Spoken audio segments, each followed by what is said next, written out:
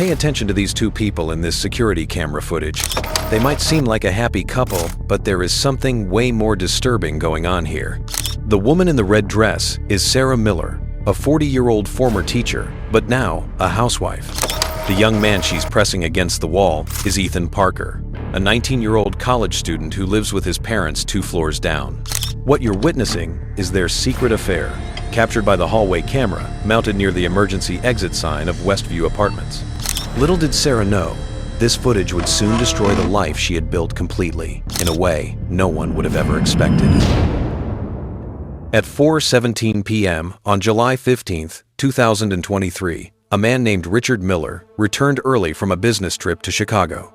His flight had landed ahead of schedule, and rather than calling a rideshare, he'd splurged on a taxi to get home sooner. Before heading up to his apartment on the 9th floor of Westview Apartments, he stopped by the management office to report a leaking faucet he'd noticed before leaving town 3 days earlier.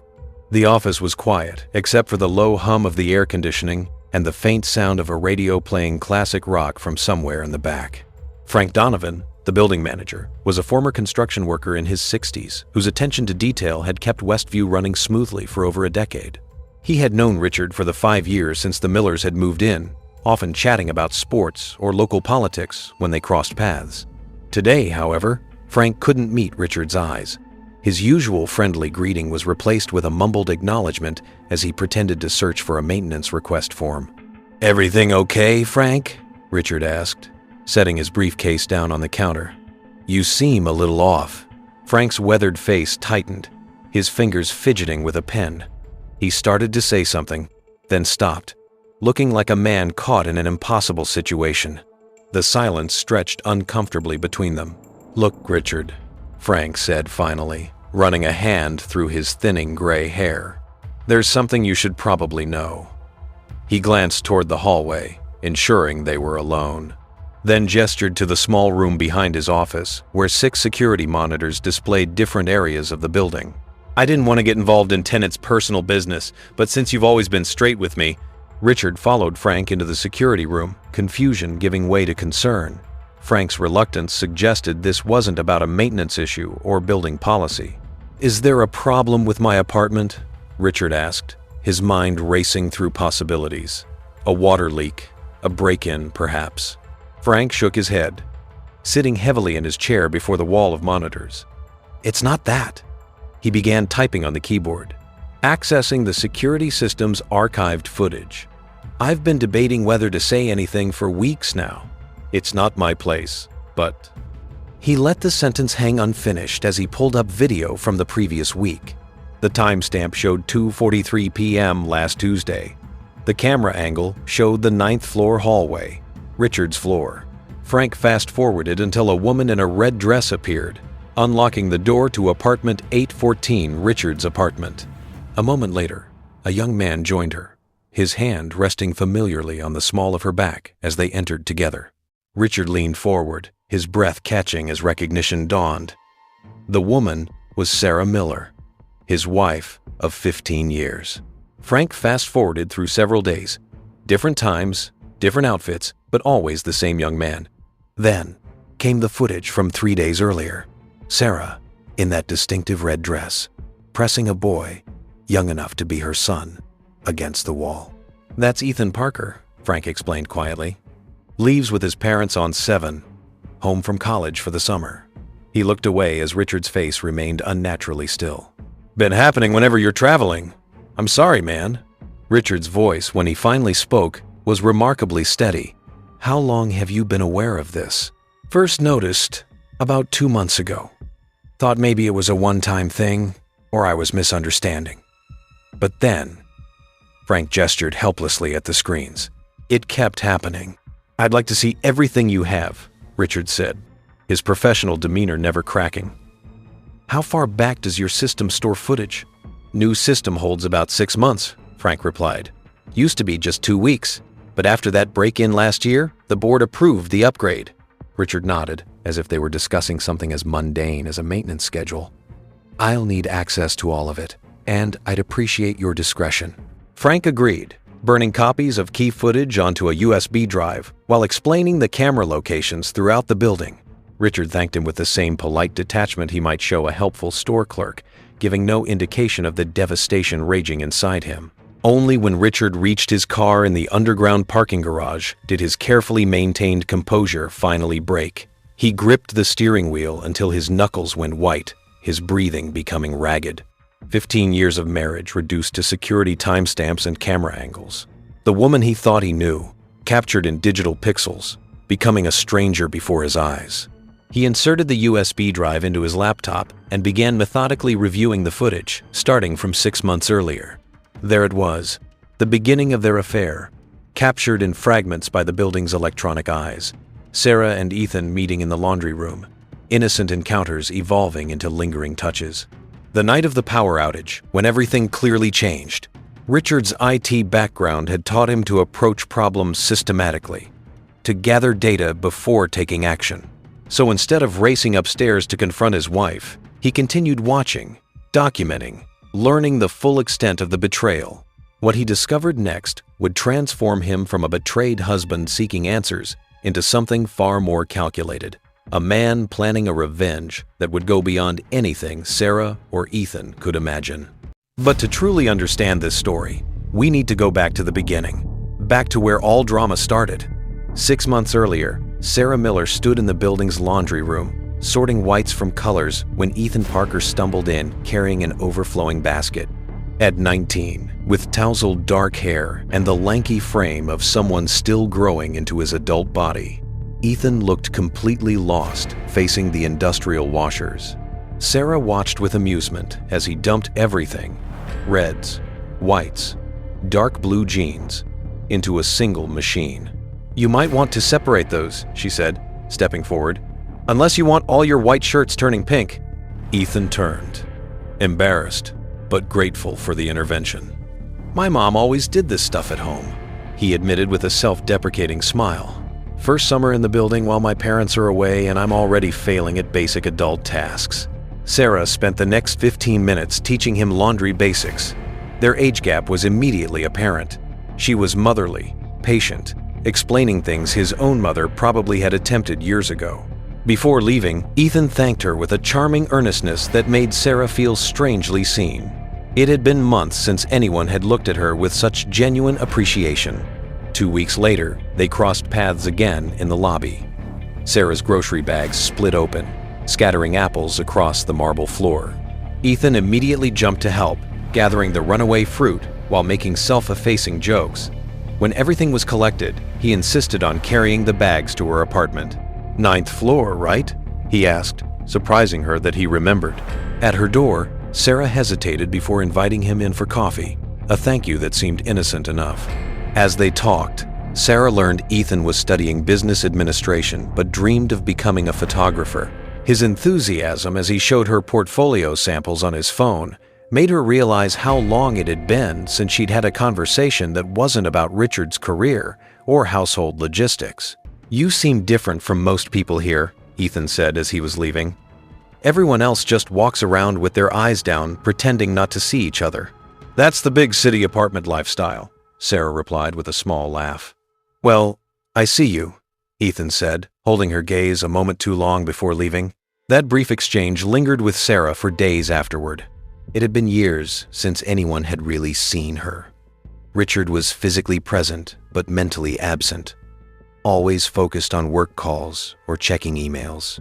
She found herself thinking about Ethan's words while cooking dinner alone or watching TV by herself on the nights Richard worked late. When they passed in the lobby the following week, the simple act of Ethan remembering her name sent an unexpected thrill through her that she immediately tried to dismiss. And these seemingly innocent encounters accelerated already over the following weeks. Ethan invented increasingly flimsy pretexts to knock on her door, borrowing sugar, asking advice about adult things like insurance, needing help with summer coursework. Sarah began looking forward to these visits, taking more care with her appearance on days Richard was traveling. She told herself it was just neighborly kindness to a boy trying to figure out adulthood. The building's security cameras silently recorded the increasing frequency of these visits, the lingering goodbyes at her door growing longer each time. Frank Donovan noticed the pattern from his security desk, but initially dismissed it as an unlikely friendship between neighbors. The night that crossed the line came during a severe thunderstorm that knocked out power to 3 blocks, including Westview Apartments. Security footage showed Ethan arriving at Sarah's door with candles and a flashlight, then nothing as the cameras went dark.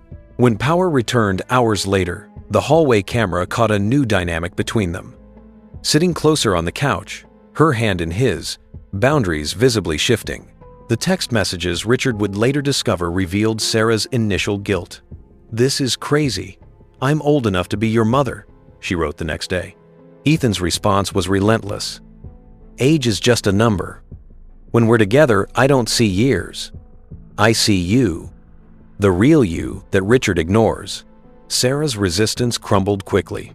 For her, the affair was an awakening, making her feel desired in ways she hadn't experienced in years. For Ethan, the taboo nature of their relationship was intoxicating. The secret meetings, the forbidden nature of their connection, the maturity Sarah offered compared to college girls his age. Their messages grew increasingly explicit and reckless. Neither considered they might be discovered, drunk on the excitement of their forbidden connection. Sarah began planning their encounters around Richard's travel schedule, sometimes even suggesting he take business opportunities that would extend his trips. By the 3-month mark, their conversations had taken a disturbing turn. Ethan, revealing unexpected calculation for someone so young, began asking pointed questions about Richard's life insurance policy, their financial situation, and whether accidents during his outdoor activities would be thoroughly investigated. "Just wondering about your future," he texted. "If something happened to him while rock climbing or whatever, you'd be taken care of, right?" Sarah's initial reaction showed shock. Why would you ask something like that? But she didn't shut down these conversations.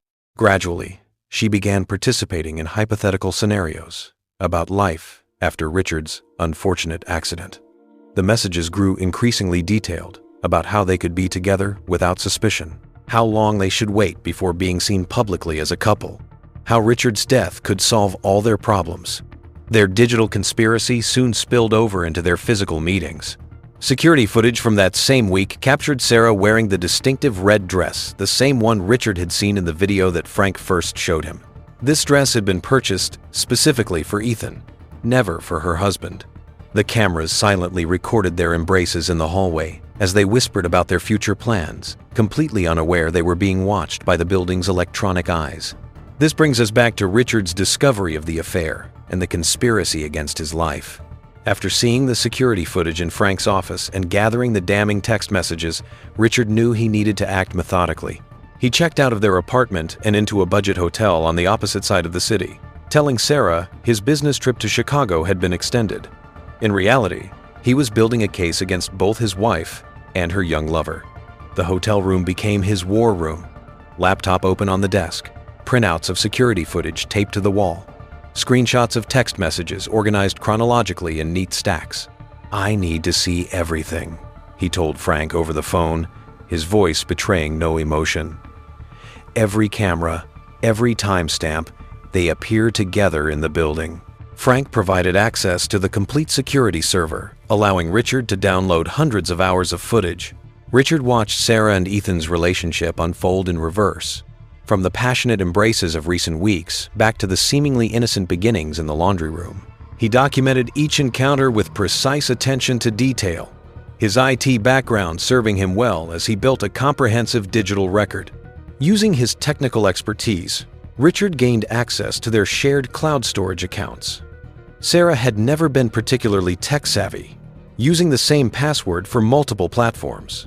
Within hours, he had recovered months of deleted texts, intimate photos, and voice messages between the lovers. Most damning were the conversations about Richard's life insurance policy and their plans for after his accident. $2 million, Sarah had written, plus the apartment and investments. "We'd have to wait at least a year before being seen together." "What about his climbing trip next month?" Ethan had replied. "Accidents happen all the time on those solo hikes he takes." Richard sat perfectly still as he read these messages, his face illuminated by the blue light of the laptop screen. Then, with methodical precision, he began transferring assets. Their joint savings account was emptied into a new account under only his name. Investment portfolios were liquidated and moved offshore. He contacted 3 separate divorce attorneys, selecting the most aggressive one who specialized in cases involving infidelity and conspiracy. "I have evidence my wife is not only having an affair, but discussing my potential death with her lover," he explained calmly during the consultation. "I need to protect myself legally and financially." The attorney recommended immediate action. By the end of the week, Richard had filed preliminary divorce papers, attaching selected evidence of both the affair and the concerning conversations about his accident. The filing was sealed at his request, ensuring Sarah wouldn't be notified until he was ready. Richard's plan extended beyond legal and financial preparations. He contacted Ethan's university administration, inquiring about their moral conduct policies for scholarship recipients. He learned Ethan was on a full academic scholarship that required maintaining exemplary moral character, a provision that could be revoked for behavior, bringing disrepute to the institution. "I'm not ready to provide details yet," Richard told the university ethics officer, "but I will be submitting evidence of conduct that clearly violates these standards very soon." He then turned his attention to Ethan's parents. Using building records, he identified their apartment number and schedule. When they were at their weekly tennis lesson, he accessed their home Wi-Fi network using his IT security expertise. He set up a delayed digital delivery system that would send them selected evidence of their son's affair with an older married woman and their disturbing conversations about orchestrating an accident. As days passed, Richard barely slept or ate. Dark circles formed under his eyes as he meticulously prepared his counterstrike. The hotel room walls became covered with a timeline of the affair, photos, screenshots, and security images, creating a visual map of the betrayal. This wasn't just emotional response. It was Richard applying his analytical mind to the systematic dismantling of those who had conspired against him. On the 6th day, Richard finally returned to the apartment, his expression carefully neutral as he greeted Sarah with a kiss on the cheek. She asked about his trip, and he provided rehearsed details about meetings and client dinners. If she noticed anything unusual in his demeanor, she showed no sign of it. "I have another trip next week," he mentioned casually over dinner. "Boston this time, probably gone for 4 days, maybe 5. He watched the micro-expressions cross her face, the momentary widening of her eyes, the slight upturn at the corner of her mouth quickly suppressed. She murmured appropriate disappointment while her fingers twitched toward her phone. Later that evening, he glimpsed her texting in the bathroom, her reflection visible in the bedroom mirror. The message was brief. "He'll be gone all next week, Tuesday through Saturday. Come early Tuesday. Stay as long as you want." Richard's face showed no reaction as he turned away. His plan was now fully in motion. The trap set for an unsuspecting pair who believed they were the predators rather than the prey. The security cameras that had revealed their betrayal would now become instruments in his carefully orchestrated revenge, one that would go far beyond anything they could imagine. Tuesday morning arrived with Richard preparing to leave for his business trip to Boston this time. He kissed Sarah goodbye, wheeling his suitcase to the door as she stood in her bathrobe. Her performance of wifely concern was perfect, reminding him to eat properly, asking him to text when he landed. Only the slight flush in her cheeks betrayed her anticipation of the week ahead. "I'll miss you," she said, not meeting his eyes. "I'll be thinking of you every minute," Richard replied, his voice sincere despite the double meaning only he understood. Instead of heading to the airport, Richard drove to a cafe several blocks away. He waited exactly 90 minutes, enough time for Sarah to believe he was gone, before returning to Westview Apartments through the service entrance. Frank was waiting with a master key to an empty maintenance room on Richard and Sarah's floor, a small space containing cleaning supplies and a window overlooking their apartment door. "You sure about this?" Frank asked, clearly uncomfortable with the arrangement, despite the $500 Richard had pressed into his hand. "I just need to confirm what's happening," Richard answered. "For the divorce proceedings." From his vantage point, Richard watched their apartment door with the patience of a surveillance professional. At 11:43 a.m., Sarah emerged in a form-fitting dress he had never seen before. She walked to the elevator, returning 20 minutes later with grocery bags, wine, strawberries, and other items visible through the plastic. At 1:17 p.m., Ethan appeared at the end of the hallway, checking his surroundings before approaching the Millers' apartment. He wore a button-down shirt and carried a small gift bag. Sarah opened the door before he could knock, pulling him inside with visible eagerness. Through the apartment's open blinds, Richard could see them embracing just inside the entrance. Richard waited 30 more minutes, allowing the scene to unfold further. Finally, he texted Frank, "Going in now." He approached his own door with the strange calm that had settled over him this past week. His key turned silently in the lock, and he entered the apartment where he had lived for 5 years. Music was playing from the bedroom, an old jazz album Richard had bought Sarah for their anniversary years ago. He moved through the living room, noting 2 wine glasses on the coffee table, Sarah's red dress draped over a chair. The bedroom door was partially open, voices and laughter spilling out. Richard pushed the door wide, revealing Sarah and Ethan entangled in the bed he had shared with his wife for 15 years. For a frozen moment, no one moved. Then Sarah screamed, clutching sheets to her chest, while Ethan scrambled backward against the headboard. "Richard, you're supposed to be on my way to Boston?" he finished for her, his voice eerily calm. Clearly, instead of the rage they clearly expected, Richard sat down in the armchair across from the bed. From his briefcase, he removed a tablet and several manila folders.